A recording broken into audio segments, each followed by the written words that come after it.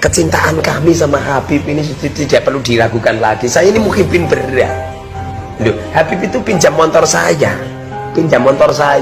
Jadi begitu Bu, yang saya tahu keturunan Ba'alawi yang ada di Indonesia itu, menurut guru saya, ada seorang syekh ulama besar di Mesir namanya Syekh Ali Jum'ah. Syekh Ali Jum'ah itu mantan mufti Mesir, ulama besar, gurunya orang-orang Al-Azhar. Beliau bilang nasab mereka itu, nasab Ba'alawi yang sekarang biasa ada Habib itu, nasabnya diakui dengan ijma ulama. Dan saya selama di Arab, ibu boleh cek deh yang pernah ke Arab, mau Libanon, mau Suriah, mau Saudi, mau Mesir, mau Sudan, itu nggak pernah ada Bu perdebatan soal nasab ini nih. Cuma ada di Indonesia doang. Aneh saya juga. Terus orang kok percaya gitu? Ngapain percaya? Itu orang di sana, di Yordan ada, di Mesir ada namanya Naqobatul Ashraf. Jadi lembaga yang mendata keturunan Nabi dari semua jalur. Ada keturunan Sayyidina Hasan, Sayyidina Husain, didata semuanya. Gak pernah saya 9 tahun di Mesir dengar perdebatan nasab Ba'alawi sah atau enggak, gak pernah ada. Ngapain bahas nasab orang? Gak ada gunanya juga. Terus itu nasab udah diakui sama ahlinya, ya udah selesai, ngapain? Ada banyak persoalan lain yang bisa didiskusikan ketimbang nasab gitu loh. Ibu pergi ke Yordan, lihat tanya Naqobatul Ashraf di dunia Islam. Di Indonesia jadi bahan perdebatan, gak punya kerjaan. Kehilangan tema, kehabisan tema. Alhamdulillah dari saya nggak pernah ikut-ikutan tuh yang begituan. Percaya aja dengan pendapat para ulama, udah selesai. Begitu ya Bu. Pokoknya sebagai orang awam, kalau nemu perselisihan orang-orang alim, ikuti mayoritas. Ikuti pendapat banyak ulama, udah biar selamat begitu. Kalau sekalinya salah, namanya banyakan ya kan, kita nggak rugi-rugi amat gitu loh.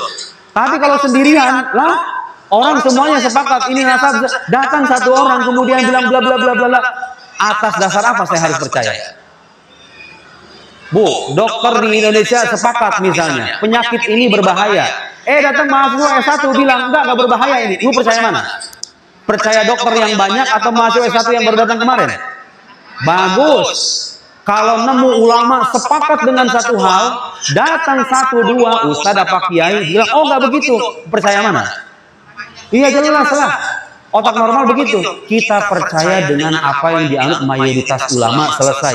Tapi menghormati ya, tetap menghormati, nggak usah mencaci maki. Menghormati orang beda pendapat terserah dia. Jadi kita nggak usah mencaci maki. Itulah akhlak seorang muslim. Al-muslim man salimal muslimuna min lisanihi wa yadihi. Muslim itu adalah sosok yang muslim lain merasa aman dari tangan dan lisannya. Lisannya dan tangannya itu muslim sejati. Begitulah sikap kita menyangkut keturunan Nabi Sallallahu Alaihi Wasallam.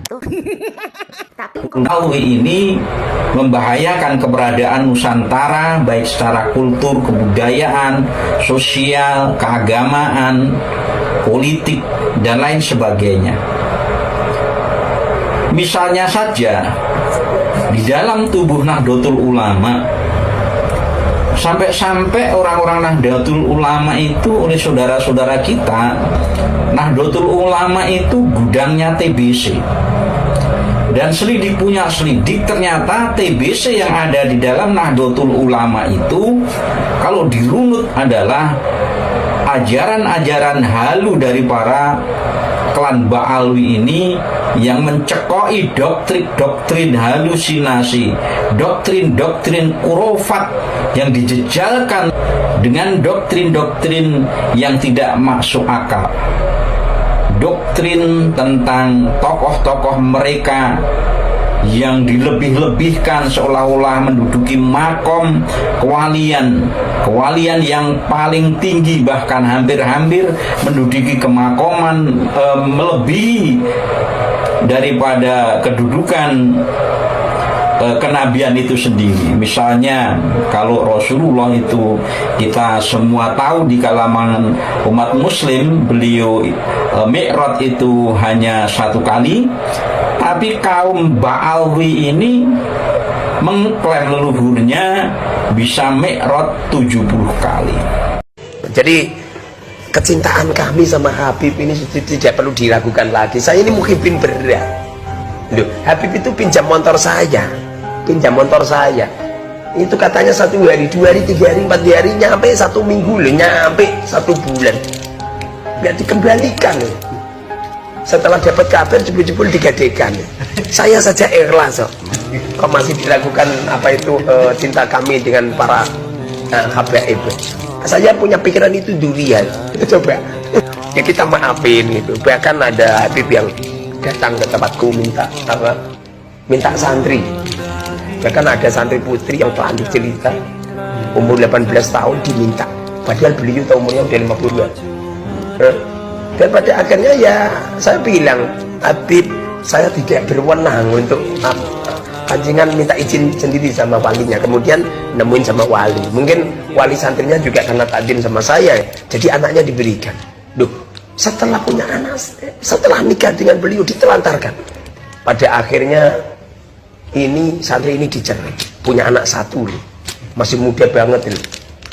Pada akhirnya apa yang terjadi? Saya yang jadi tumbal. Ada figura besarnya segini. Ini biasanya kalau di pasar itu sekitar 500-600. Beliau jual sama saya 4 juta. Saya bilang, Bib, mohon maaf, punyanya uang saya ini cuma 500.000.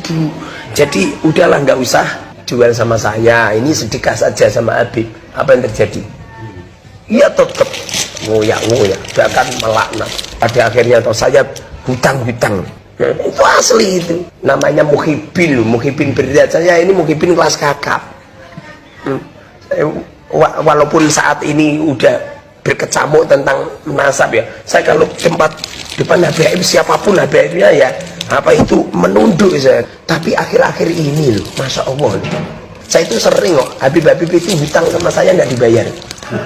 sering dari nggak perlu saya sebutkan lah, banyak pokoknya, banyak. Jadi ini yang apa itu menjadikan rakyat Indonesia ini gundah. Rakyat Indonesia itu penuh dengan pertanyaan, mosok iya ada dzurriyyati Rasul seperti itu gitu loh.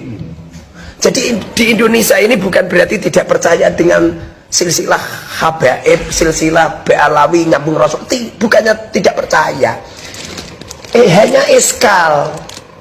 Jadi beliau ini benar-benar dzurriyyah Rasul apa tidak gitu loh. Mosok dzurriyyah Rasul seperti itu gitu loh. Pokoknya kami selalu cinta dengan dzurriyyati Rasul. Tapi kalau ada oknum, kalau ada siapalah kemudian nasabnya keliru, kemudian apa itu akhlaknya keliru, sampai kapanpun kita semua juga tidak hormat.